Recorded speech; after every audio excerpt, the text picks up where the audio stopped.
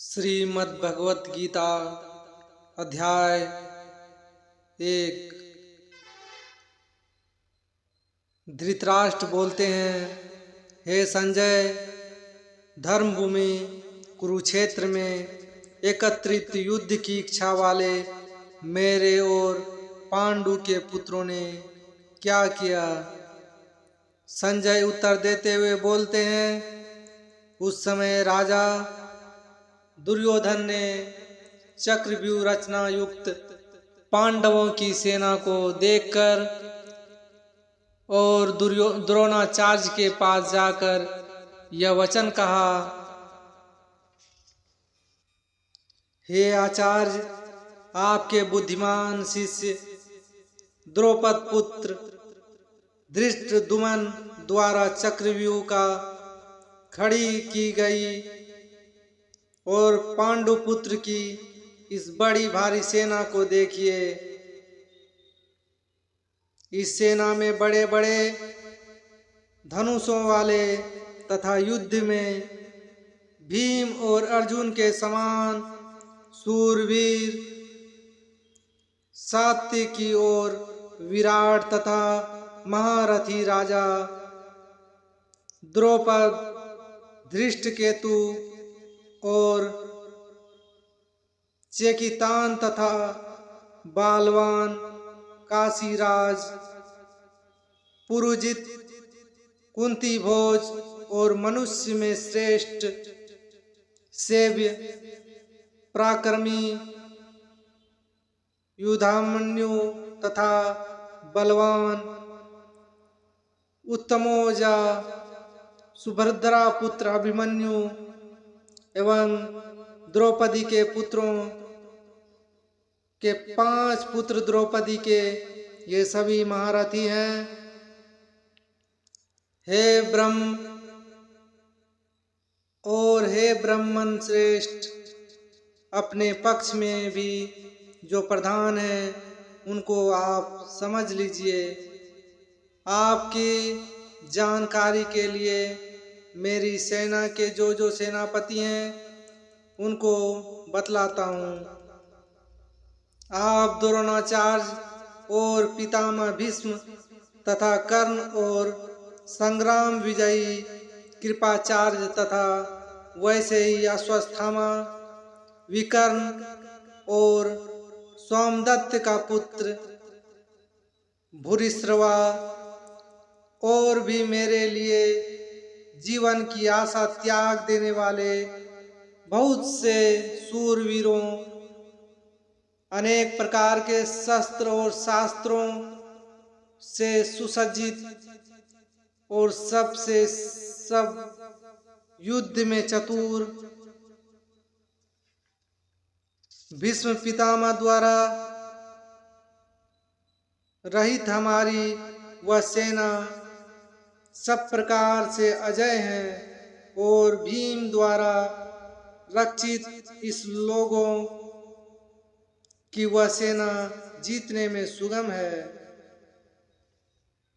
इसलिए सब मोर्चों पर अपनी अपनी जगह स्थित रहते हुए आप लोग सभी निसंदेह भीष्म पितामह की ही सब ओर से रक्षा करें।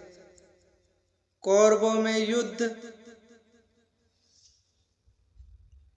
और कौरवों में वृद्ध बड़े प्रतापी पितामह भीष्म ने उस दुर्योधन के हृदय में हर्ष उत्पन्न करते हुए उच्च स्वर से सिंह की दहाड़ के समान गर्जन कर शंख बजाया। इसके पश्चात शंख और नगाड़े तथा ढोल, मृदंग और नरसिंघे आदि बाजे एक साथ ही बज उठे। उनका वह शब्द बड़ा भयंकर हुआ। इसके अनंतर सफेद घोड़े से युक्त उत्तम रथ में बैठे हुए श्री कृष्ण महाराज और अर्जुन ने भी अलौकिक शंख बजाए। श्री कृष्ण महाराज ने पांचजन्य नामक अर्जुन ने देवदत्त नामक और भयानक कर्म वाले भीमसेन ने पौंड नामक महाशंख बजाया। कुंती पुत्र राजा युधिष्ठिर ने अनंत विजय नामक और नकुल तथा सहदेव ने सुघोष और मणि पुष्पक नामक शंख बजाए। श्रेष्ठ धनुष वाले काशीराज और महारथी शिखंडी एवं धृष्टद्युम्न द्वारा तथा राजा विराट और अजय सात्यकी राजा द्रौपद और द्रौपदी के पांचों पुत्र और बड़ी भुजा वाले सुभद्रा पुत्र अभिमन्यु, इन सभी ने हे राजन सब ओर से अलग अलग शंख बजाए और उन भयानक शब्द ने आकाश और पृथ्वी को भी गुंजाते हुए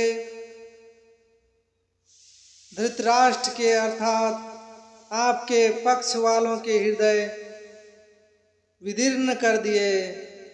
हे राजन, इसके बाद कपिध्वज अर्जुन ने मोर्चा बांधकर डटे हुए धृतराष्ट्र संबंधियों को देखकर उस शस्त्र चलने की तैयारी के समय धनुष उठाकर हर्षिकेश श्री कृष्ण महाराज से यह वचन कहा, हे अच्युत, मेरे रथ को दोनों सेनाओं के बीच में खड़ा कीजिए और जब तक कि मैं युद्ध में और युद्ध क्षेत्र में डटे हुए युद्ध के अभिलाषी इन विपक्षी योद्धाओं को भली प्रकार देख लूं कि इस युद्ध रूप व्यापार में मुझे किन किन से और किन किन के साथ युद्ध करना योग्य है, तब तक उसे खड़ा रखिए।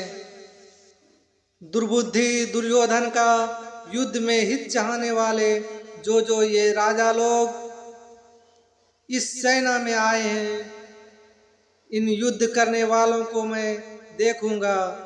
संजय बोले, हे धृतराष्ट्र, अर्जुन द्वारा इस प्रकार कहे हुए महाराज श्री कृष्ण चंद्र ने दोनों सेनाओं के बीच में भीष्म और द्रोणाचार्य के सामने तथा संपूर्ण राजाओं के सामने उत्तम रथ को खड़ा करके इस प्रकार कहा कि हे पार्थ, युद्ध के लिए जुटे हुए इन कौरवों को देख। इसके बाद पृथा पुत्र अर्जुन ने उन दोनों ही सेनाओं में स्थित ताऊ, चाचा और दादा परदादाओं को, गुरुओं को, मामाओं को, भाइयों को, पुत्रों को, पौत्रों को तथा मित्रों को, ससुरों को और सुहृदयों को भी देखा। उन उपस्थित संपूर्ण संबंधों को देखकर वे कुंती पुत्र अर्जुन अत्यंत करुणा से युक्त होकर शोक करते हुए यह वचन बोले, वें का उत्तरार्ध और वें का पूर्वार्ध। अर्जुन बोले, हे कृष्ण, युद्ध क्षेत्र में डटे हुए युद्ध के अभिलाषी इस स्वजन समुदाय को देखकर मेरे अंग स्थिर और शिथिल हुए जा रहे हैं और मुख सुखा जा रहा है तथा मेरे शरीर में कंपन हो रहा है तथा मेरे शरीर में कंप एवं रोमांच हो रहा है। वें का उत्तरार्ध और हाथ से गांडीव धनुष गिर रहा है और त्वचा भी बहुत जल रही है तथा मेरा मन भ्रांति सा और भ्रमित सर हो रहा है, इसलिए मैं खड़ा होने को भी समर्थ नहीं हूँ। हे केशव, मैं लक्षणों को भी विपरीत ही देख रहा हूँ तथा युद्ध में स्वजन समुदाय को मारकर कल्याण भी नहीं देखता। हे कृष्ण, मैं ना तो विजय चाहता हूँ और ना राज्य तथा सुखों को ही नहीं और सुख भी नहीं चाहता हूँ। हे गोविंद, हमें ऐसे राज्य से क्या प्रयोजन है अथवा ऐसे भोगों से और जीवन से भी क्या लाभ है। हमें जिनके लिए राज्य भोग और सुख आदि अभिष्ट है, वे ही थे सब धन और जीवन की आशा को त्याग कर युद्ध में खड़े हैं। गुरुजन, ताऊ, चाचा, लड़के और उसी प्रकार दादा, मामा, ससुर, पौत्र, साले तथा और भी संबंधी लोग हैं। हे मधुसूदन, मुझे मारने पर भी अथवा तीनों लोकों के राज्य के लिए भी मैं इन सबको मारना नहीं चाहता। फिर पृथ्वी के लिए तो कहना ही क्या है। हे जनार्दन, धृतराष्ट्र के पुत्रों को मारकर हमें क्या प्रसन्नता होगी। इस आतताइयों को मारकर हमें पाप ही लगेगा। एतएव हे माधव, अपने ही बांधव धृतराष्ट्र के पुत्रों को मारने के लिए हम योग्य नहीं हैं, क्योंकि अपने ही कुटुंब को मारकर हम कैसे सुखी होंगे। यद्यपि लोभ से भ्रष्ट चित्त हुए ये लोग कुल के नाश से उत्पन्न दोषों को और मित्रों से विरोध करने में पाप को नहीं देखते, तो भी हे जनार्दन, कुल के नाश से उत्पन्न दोष को जानने वाले हम लोगों को इस पाप से हटने के लिए क्यों नहीं विचार करना चाहिए। कुल के नाश से सनातन कुल धर्म नष्ट हो जाते हैं। धर्म के नाश हो जाने पर संपूर्ण कुल में पाप भी बहुत फैल जाता है। हे कृष्ण, पाप के अधिक बढ़ जाने से कुल की स्त्रियां अत्यंत दूषित हो जाती है और हे वार से स्त्रियों के दूषित हो जाने पर